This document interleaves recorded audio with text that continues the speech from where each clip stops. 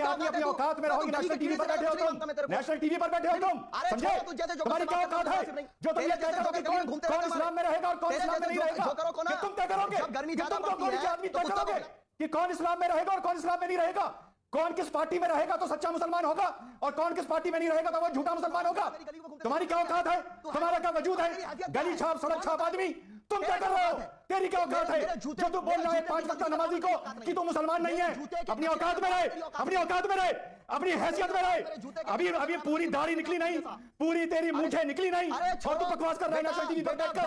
अपनी औकात में रहे, समझे? पिक्चर चालू करो बे। Sound take 7 action. मुझे धमकी मिल रही है या मेरे ऊपर सवाल उठ रहे हैं, इसमें गलत क्या है?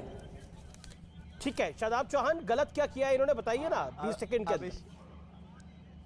हाँ अब मैं तो कह रहा हूं भैया से कि आज इनका एक आइडियोलॉजिकल भाई ने वो तिवारी को त्यागी बना है जाकर के मंदिर में, कोई वसीम रिजवी नाम है जोकर ये भी कर ले जाके। कौन मना कर रहा भैया? संविधान है। लेकिन इस्लामी अगर मुसलमान रहना होगा तो हमारे इस्लामिक स्कॉलर इस्लाम ने जो जिस चीज की इजाजत नहीं दी वो नहीं करते थे। भारत माता कहां से आ गई? तेरा तो गेम बजाना पड़ा।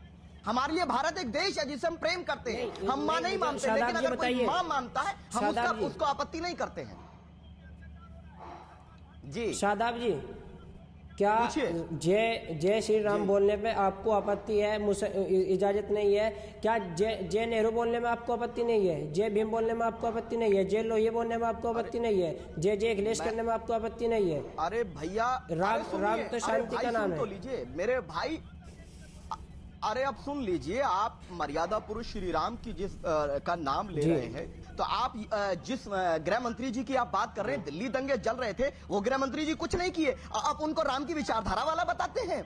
आप जिस नफरत के समुद्र में डूब करके रिजवी बनने का प्रयास कर रहे हैं ना, कुछ नहीं कर मतलब आप कह रहे हैं कि इनको भी मुसलमान धर्म से निकल जाना चाहिए। सबको जाना। आप कह रहे हैं कि इनको भी इस्लाम से, आप कौन होते हैं इनको इस्लाम से निकालने वाले? मैं 5 वक्त का नमाजी हूँ, एक सच्चा मुसलमान हूँ, एक सच्चा हिंदुस्तानी हूँ। 5 वक्त का नमाजी हूँ, नमाज पढ़ता हूँ, रोजा रखता हूँ और सच्चे हिंदुस्तानी हूँ, सच्चा मुसलमान हूँ। सच्चा मुसलमान बीजेपी के एजेंडे में कूदकर इस तरह की हरकत नहीं करेगा। क्यों? क्या हुई? तो इस्लाम के खिलाफ होगी और संविधान इजाजत देता है जो चाहे आप करिए। कौन मना कर नहीं, इस्लाम में कहाँ लिखा है कि बीजेपी के खिलाफ जो रहेगा वो सच्चा मुसलमान है?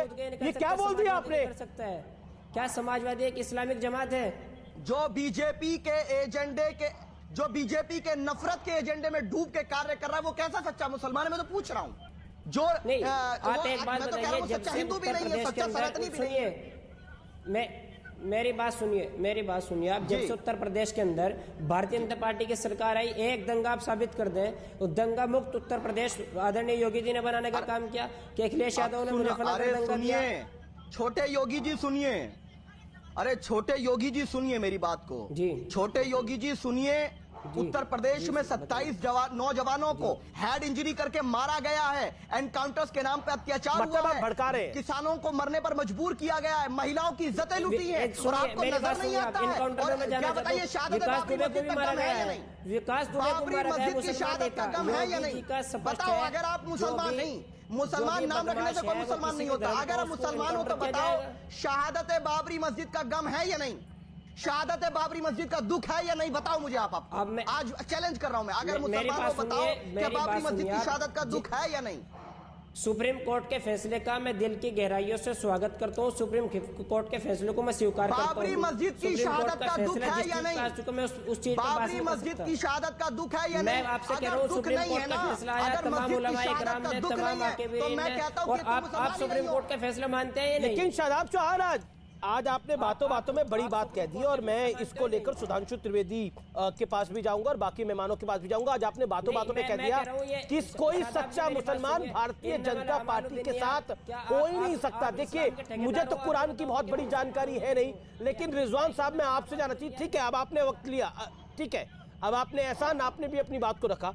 रिजवान साहब मैं आपके पास आ रहा हूँ, इस्लाम में ये कहाँ लिखा हुआ है? अगर कुरान में ये कहीं लिखा हुआ है, कुरान शरीफ में ये लिखा हुआ है कि सच्चा मुसलमान भारतीय जनता पार्टी के साथ नहीं खड़ा हो सकता, जो शादाब चौहान ने बात कही। और तो और इस देश के अंदर एक member of parliament Samajwadi party का ऐसा है, वो कहता है कौम के नाम पर इकट्ठे हो जाओ।